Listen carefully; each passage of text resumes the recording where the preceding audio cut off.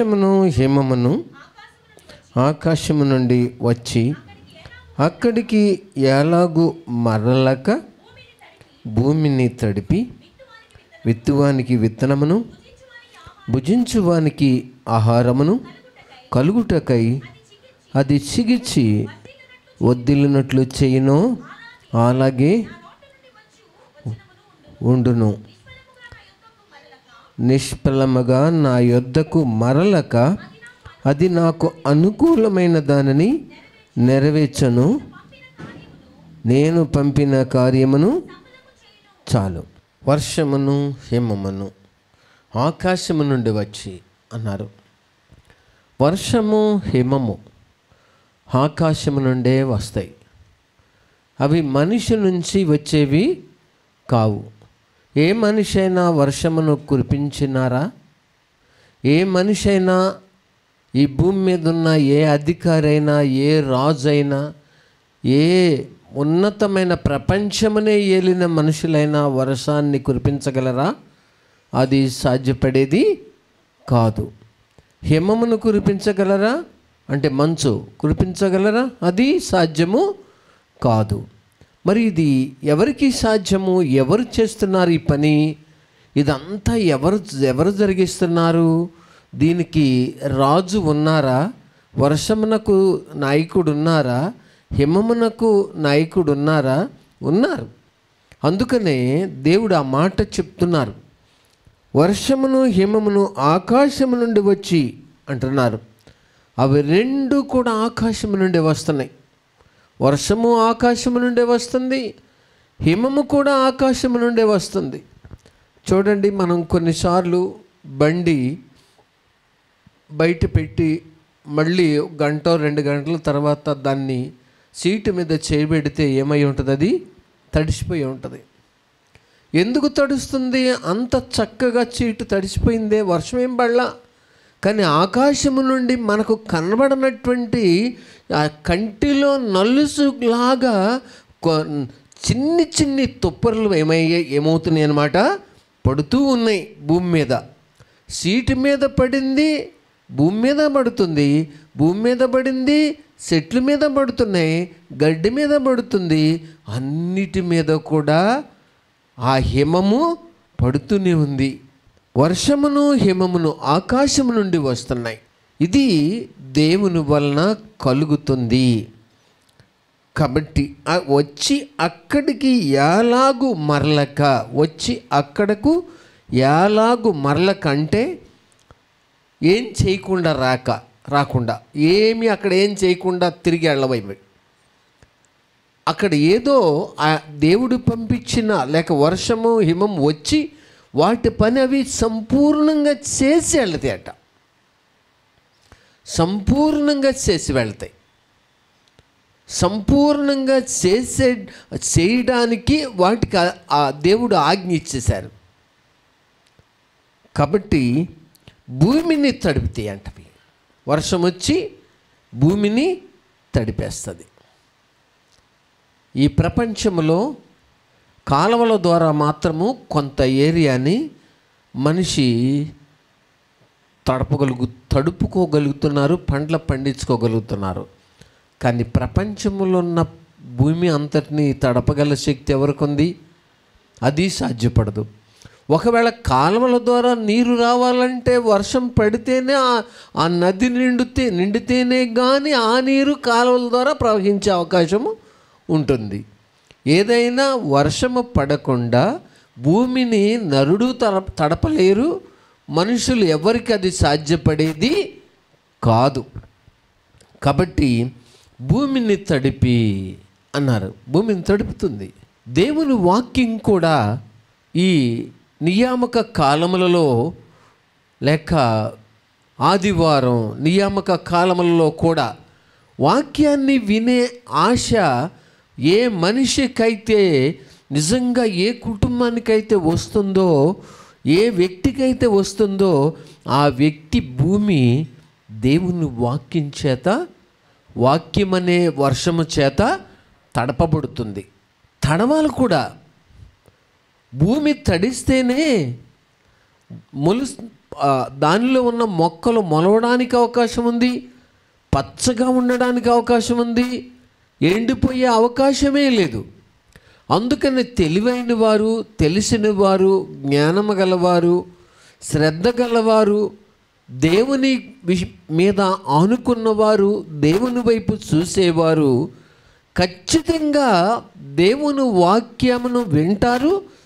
వినిన ప్రతి ఒక్కరి భూమి తడుస్తుంది కూడా. వినిన ప్రతి వ్యక్తి యొక్క హృదయం అనే భూమి తడపబడుతుంది. ఇట్టి తడపబడిన భూమి వృధా అవదు, వ్యర్థం కాదు, ఆ వ్యక్తికి నష్టం కాదు, ఆ వ్యక్తి సంవత్సరము నెలలు వృధా కావు.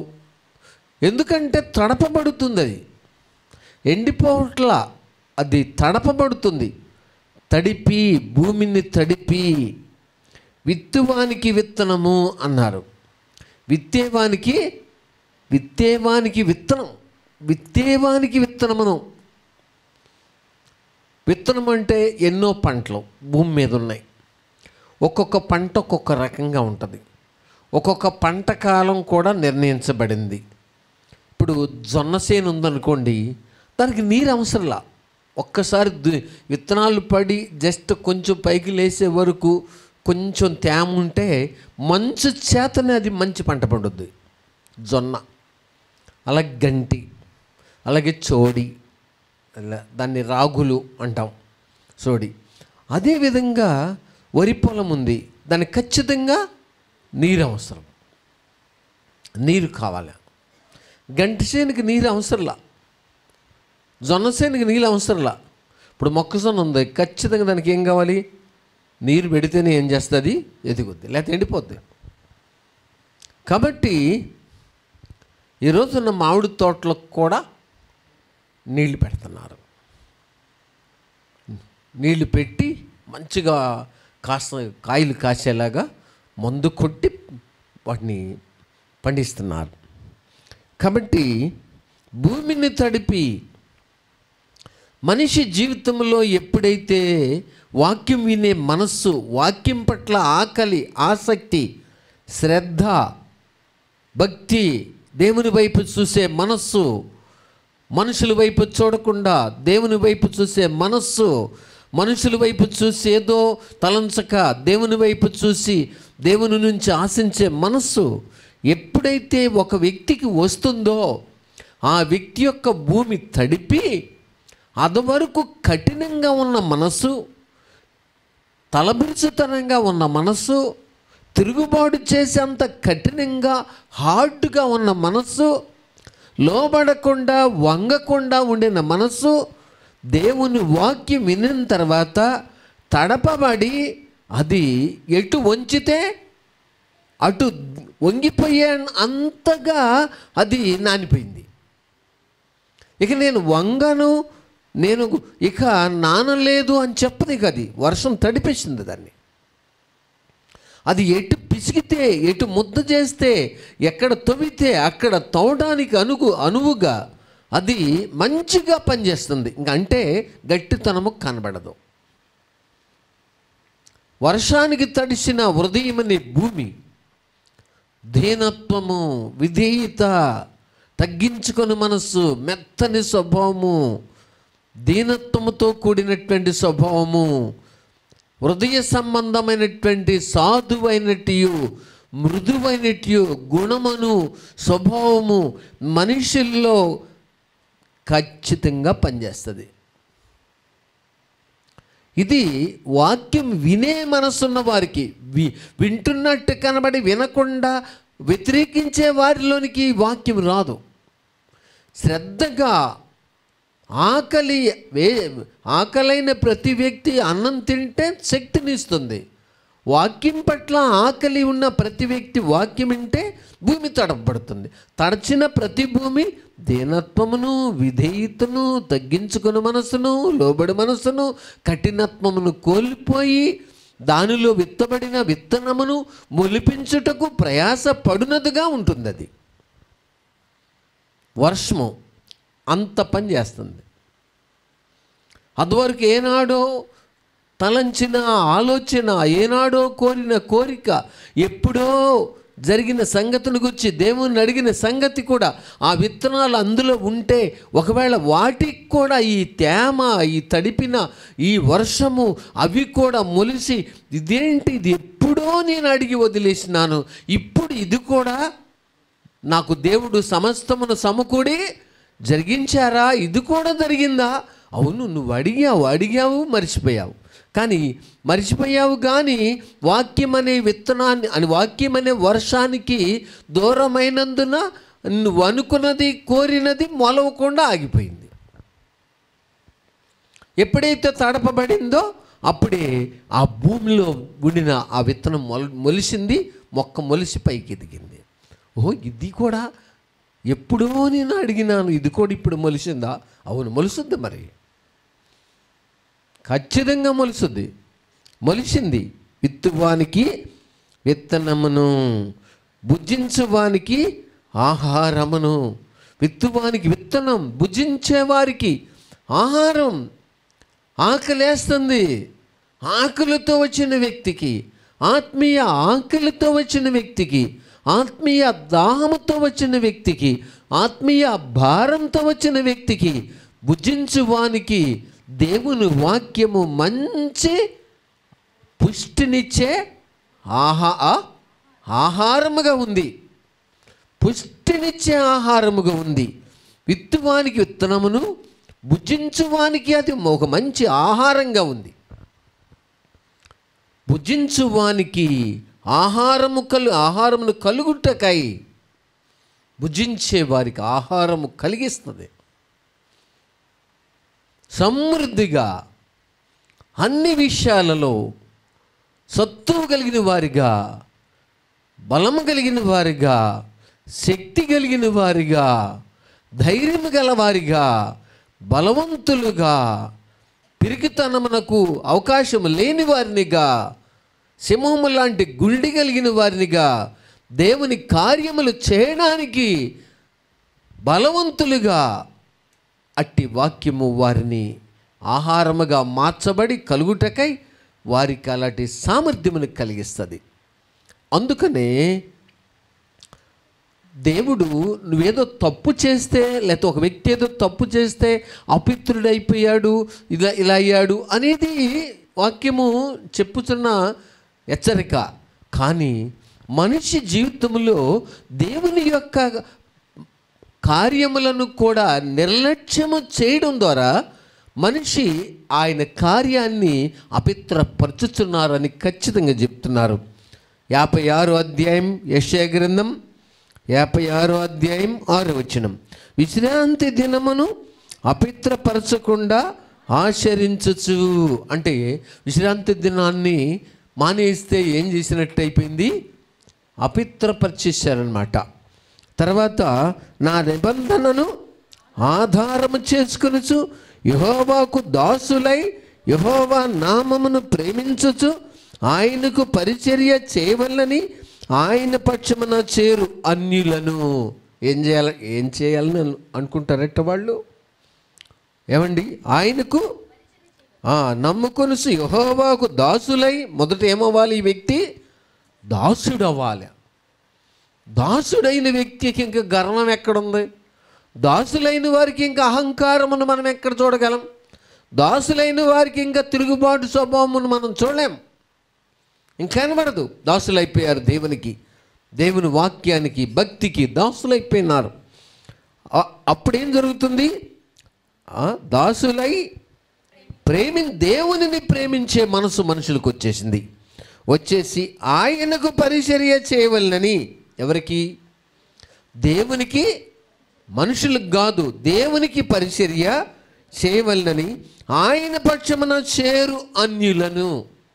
ఇశ్రాయేలునే అని అంటలేదు దేవుడు. ఆయన పక్షమున చేరిన అన్యులను నా పరిశుద్ధ పర్వతమునకు తోడుకొని వచ్చేదను. నా ప్రార్థన మందిరములో వారిని ఆనందింపచేసేదను.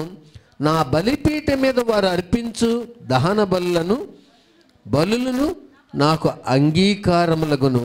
నా మందిరము సమస్త జనులకు ప్రార్థనా మందిరం మనబడును. చూసారా?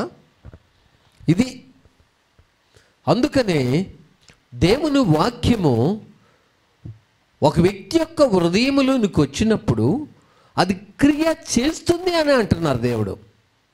అది శ్రద్ధగా వింటే, ఎవరైతే శ్రద్ధగా వింటారో వాళ్ళు అన్యులైనా లేక దేవుని నమ్మిన విశ్వాసులైనా ఎవరైనా అసలు వినే మనసు మనిషికి వస్తే అది ఆకాశం నుండి వచ్చిన వర్షము హిమము ఎలాగ క్రియ చేయకుండా తిరిగి వెళ్ళవో, నా నోట నుండి వచ్చినము కూడా, నా నోట నుండి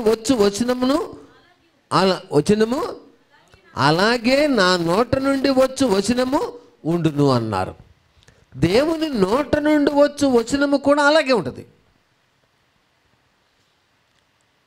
అవి తడిపి విత్తనమును మొలిపించి భుజించడానికి ఆహారమును ఎలా సిద్ధపరచునో, దేవుని వాక్యాన్ని వింటే ఆ వాక్యం కూడా మనిషి హృదయములో ఇలాంటి కార్యము చేయకుండా తిరిగి వెళ్ళదట. అది ఎంత మాత్రం కూడా దేవుని వాక్యము క్రియ చేయకుండా నిష్ఫలంగా ఏదో వదిలేసి వెళ్ళిపోదట వాక్యం. నా నోట నుండి అలాగే నా నోట నుండి వచనము ఉండును అంటున్నారు. ఇంకేమంటున్నారు? ఆహారమును కలుగుటకై అది చిగిర్చి, ఏమన్నారు? ఆహారము కలుగుటకై అది చిగిర్చి. దేవుని వాక్యము ఎప్పుడైతే మనిషి వింటున్నారో ఆ వ్యక్తి జీవితంలో మీరు చూస్తారు, మనం చూస్తాం. ఏంటంటే వాళ్ళు చిగుర్చుచుండుట, శరీర సంబంధంగా చిగుర్చుచు ఉంటారు, ఆత్మ సంబంధంగా కూడా చిగురుస్తూ ఉంటారు. ఆ చిగుర్చుచుండుట ఎలా కనిపెట్టగలం? వాళ్ళు తమను తాము తగ్గించుకొనుట, మోకరించి దేవుని దగ్గర గోజాడుట, దేవుని దగ్గర ప్రతిదీ విజ్ఞాపన చేయుట, వారికి దేవుడు నేర్పించిన వారి అవసరతలన్నీ దేవుని దగ్గర చెప్పుకొనుట, దేవుడు వింటున్నారనే నమ్మకం వారిలో కలుగుట, ఇవన్నీ చూడగా వారి యొక్క హృదయము ఏమవుతుందన్నమాట? చిగుర్చుచున్నది. అంటే ఒకప్పుడు లేనిది ఇప్పుడు ఏమైంది? స్టార్ట్ అయింది. ఒకప్పుడు ఇలాంటి భారం లేదు, ఒకప్పుడు ఇలాంటి చిగిర్చిన అనుభవం లేదు. ఒకప్పుడు దేవుడు వింటున్నారు, నేను దేవునికి మొరపెట్టాలి, ఆయనకే చెప్పాలి, ఆయనకే విన్నపం చేయాలి అనే ఆలోచన ఒకప్పుడు లేదు. కానీ మనుషులు వింటున్న కొలది వారు చిగిర్చడం అనేది ప్రారంభించారు. చిగిర్చుచున్నది. నేను మీకు కొన్నిసార్లు విషయం చెప్పాను. నేను ఇంటర్ చదువుతున్నప్పుడు ఒక మాస్టర్ ఇంట్లో నేను అద్దెకున్నాను. అక్కడ ఆయన దొడ్లో ఆయన గేటు, ఇంకా బయట వాళ్ళు ఎవరు లోపల రారు, చుట్టూ కాంపౌండ్ వాల్ ఉంది. ఆయన గోడ పక్కన చిన్నగా గోడ కట్టి మట్టి వేయించి వంగ మొక్కలు అవి ఇవి పెట్టుకున్నారు. సరే అవి పెట్టిన తర్వాత కాసిని అనుకుంటా అవి మేము వెళ్ళే సమయానికి, అద్దెకి వెళ్ళే సమయానికి అవి ఎండిపోయి ఉన్నాయి. వంగ మొక్కలు మొదలు మాత్రమే కొద్ది పచ్చిగా అనిపిస్తున్నాయి. నేనేం చేసినాను, చాలా లోతులో ఉన్న వాటరు బకెట్తో తోడి రోజు ఉదయం సాయంత్రం పోసాను వాటికి. ఆయన అడగల, పోద్దాం మనకు తెలిసిన సంగతే కదా అని. పోసేసరికి అవి ఏం చేసిన వంగ చెట్లు నీటిని బేస్ చేసుకుని నెమ్మదిగా ఏం చేసినాయి, సిగిర్చి చక్కగా మళ్ళీ పచ్చబడిపోయాయి. పచ్చబడిపోయి పూత పూసినాయి. పూత పూసి వంకాయలు ఇంతంత పొడుగు కాయలు కాసినాయి. కాయలు కాసేసినాయి. నీళ్లు పోసాము, కాయలు కాసినాయి. కాయలు కాసిన తర్వాత ఒకరోజు నాయన వచ్చి మోకాళ్ళ మీద చేయబెట్టుకుని వంగ చెట్లు కింద నుంచి చూస్తున్నారు. ఏటిని చూశారు? వంకాయలను చూసి నన్ను అంటున్నారు, పురుషోత్తం రావు నువ్వు వంకాయలు కొయ్యకే అన్నారు. నువ్వు వంకాయలు కొయ్యొద్దు అన్నారు. చూసారా? నేను కొయ్యలేదు, వారు చెప్పినట్టు వాటిని ముట్టలేదు, ఇంకా వాటికి నీళ్ల చుక్క నేను పొయ్యలేదు. ఏ విధంగా చిగిర్చి కాయలు కాసినాయో అదే విధంగా మళ్ళీ చెట్లు ఏమైపోయినాయి, ఎండిపోయినాయి. చిగిర్చి దేవుని నోట నుంచి వచ్చు ప్రతి మాట ప్రేమ లేని వారికి ప్రేమలో చిగిర్చేలాగా, ప్రేమించే మనసు, ప్రేమ అంటే తెలియని అమాయకత్వము, ప్రేమించే మనసు లేని అమాయకత్వము. ఇప్పుడు ఒక ఆవు ఉంది, పక్క ఆవు ఉంది, 2 ఆవులు ఉంటాయి. ఈ ఆవు పెద్ద చూది కొమ్ములు కలిపెట్టి మరొక పక్కన ఉన్న ఆవును గట్టిగా పొడుస్తూ ఉంటుంది. అది చచ్చిపోతుందేమో, గాయమవుతుందేమో అని ఏం చేయదు, ఇది బలంగా గుద్దేస్తుంది. ప్రేమ లేని జంతువులు అవి, వాటికి ప్రేమ తెలీదు. కానీ ప్రేమ లేని మనిషి ప్రేమ కలుగునట్లు సిగిరించి, విశ్వాసం లేని మనిషి దేవుని వాక్యం విన్నప్పుడు, విశ్వాసం లేని మనిషి దేవుని వాక్యాన్ని శ్రద్ధగా వినినప్పుడు విశ్వాసములో చిగురించి, ఆప్యాయత అంటే తెలియని మనుషులు. ఇప్పుడు సహజంగా యజమానుడు డ్యూటీ నుంచో కంపెనీ నుంచో వస్తారు, ఎండనో లేక మామూలుగానో వస్తారు. రాగానే ఇంటిలో ఉన్నటువంటి ఆ సతీమణి ఉట్టిన ఒక గ్లాస్తో నీళ్లు తీసుకుని, లేక ఒక చెంబుతో నీళ్లు తీసుకుని, గ్లాస్తో నీళ్లు తీసుకుని, కాళ్ళు కడుక్కోండి ఒకటి, వాటర్ తీసుకోండి అని ఒకటి, ఇలాంటి పని ఆప్యాయతతో చేస్తే ఎన్ని గంటలు ప్రయాసపడి కష్టపడిన కష్టార్జితము ఈ దెబ్బతోనే ఏమైంది మర్చిపోయారట. నా సతీమణి ఎంత చక్కగా ప్రేమతో నన్ను ఎదుర్కొనేను అని చెప్పి ఆ ఆప్యాయత ఆయన కష్టార్జితాన్ని అంతా ఒక దెబ్బని మర్చిపోయేలాగా చేస్తాట. చిగిర్చి, ఆప్యాయతలో చిగిర్చి, ప్రేమలో చిగిర్చి, వాక్యము మనం వింటున్నప్పుడు చిగిర్చేలాగా చేసే వెళ్ళొద్దు. అది వాక్యం విశ్వాసంలో చిగిర్చేలాగా చేస్తుంది. సమాధానం లేకుండా, ఒకరి ముఖము ఒకరు చూసుకోకుండా, బిగబట్టుకుని ముఖాలు మార్చుకుని, ఇళ్లల్లో బయట ఎక్కడ కనపడినా లేక ఇంటిల్లో ఎక్కడైనా మార్చుకుని, మాట్లాడకుండా, చూడకుండా, ఏదో బిగబట్టుకుని సీరియస్గా ఉండిన వీళ్ళ హృదయాల్లో దేవుని వాక్యాన్ని శ్రద్ధగా వింటే వాళ్ళకు కూడా అట్టి వారి అందరికీ సమాధానం అనే చిగురు ఖచ్చితంగా వస్తుంది. సమాధాన పడిపోతున్నారు, ఎంతోమంది పడిపోతున్నారు, సమాధాన పడుతున్నారు.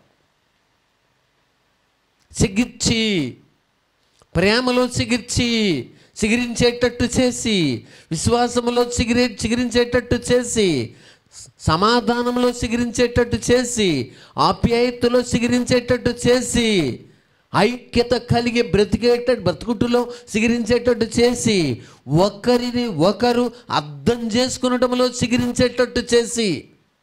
ఇప్పుడు సహజంగా మన ఇంట్లో అరుణ అని పాప మనకి హెల్ప్ చేస్తారు. నేనేమి చెప్పేదను, మన జోషిబాబుతో ఏం చెప్తున్నాను, అరుణ పెద్దమ్మ పిలుస్తుంది చూడు, అరుణ పెద్దమ్మ పిలుస్తుంది చూడు అని చెప్తున్నాను. మనుషులు ఎవరైతేనేమయ్యా, నువ్వు సిగిరించినప్పుడు, నీ ఆప్యాయతలో సిగిరించినప్పుడు నువ్వు మనిషివే, వారు మనుషులే కదా. కులం ఎక్కడా? నోవహు కులం ఉందా? నోవహు నుంచి వచ్చిన సంతతమైన మనకి ఇంకేంటి?